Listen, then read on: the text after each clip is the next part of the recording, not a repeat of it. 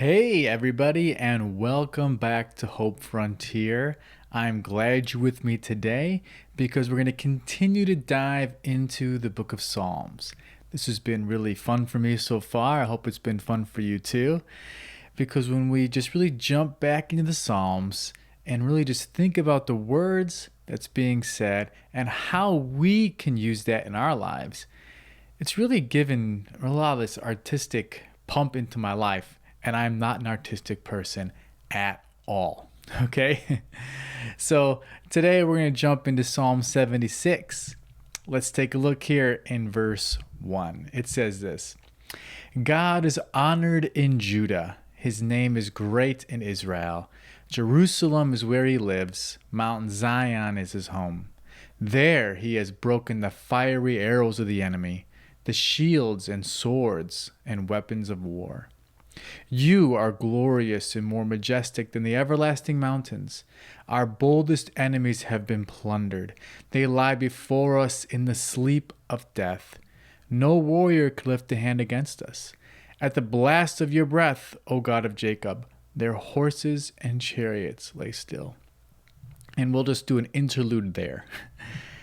And this is really great from our perspective because the author here is talking about where God lives.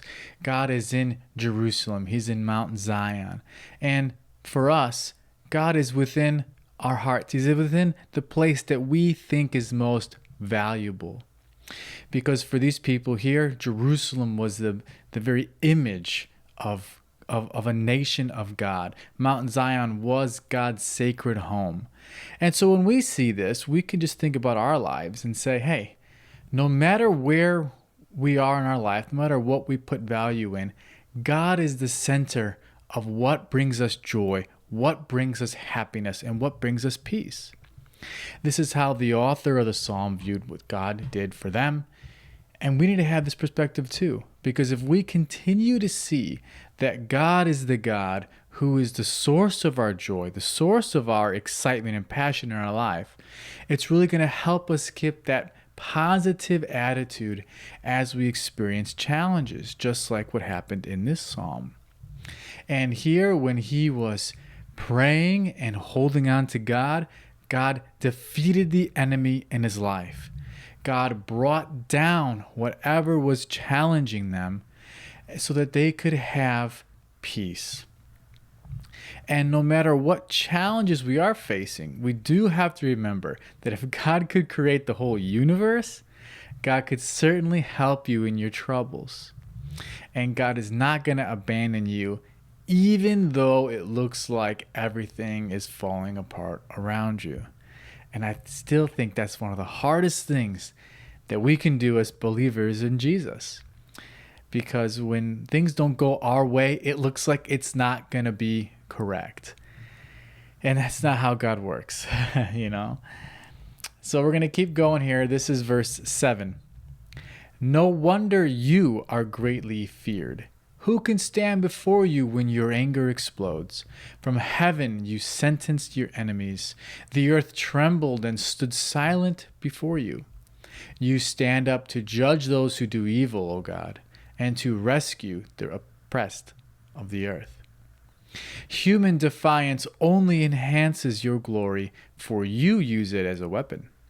Make vows to the Lord your God and keep them. Let everyone bring tribute to the Awesome One, for he breaks the pride of princes, and the kings of the earth fear him. That's the end of the psalm. And what a great way to end the psalm, eh? Because the enemies in our world, those who oppose God, even the challenges that we face in our life, whether it be financial or sickness or some sort of other issue that we can face in our life, they realize that God has the true power. Even atheists would agree that if God exists, which he does obviously, but they would agree that if he exists, he would be all powerful. And therefore, it really brings that sense of righteous fear into our hearts, because we do have to realize that, we will be judged according to our actions in this life. We can't just do whatever we want to and expect God just to forgive everybody, because there'd be no justice there, right? That's why when we do go through hard times, when we do endure the challenges of our life, we can just take great pride because we know God sees it and we know God will do something about it because God will not allow injustice to go on forever in our lives. And I really like line 10 where it says, human defiance only enhances your glory for you use it as a weapon. And how encouraging is that to us? Because there's so many times that people do things to hurt us. There are so many times people defiantly resist the goodness of God through greed, through pride, through violence, whatever it is. But when God moves and when God acts, it brings more glory and more majesty to his name than those people could do against him and against you and me. So we have to continue just to see how God can use the negativity we face into his glory. We continuously have to change our perspective and see how can God use this for the glory of the kingdom. For when we have that attitude, that is when we can really see the goodness of God shine through in our lives.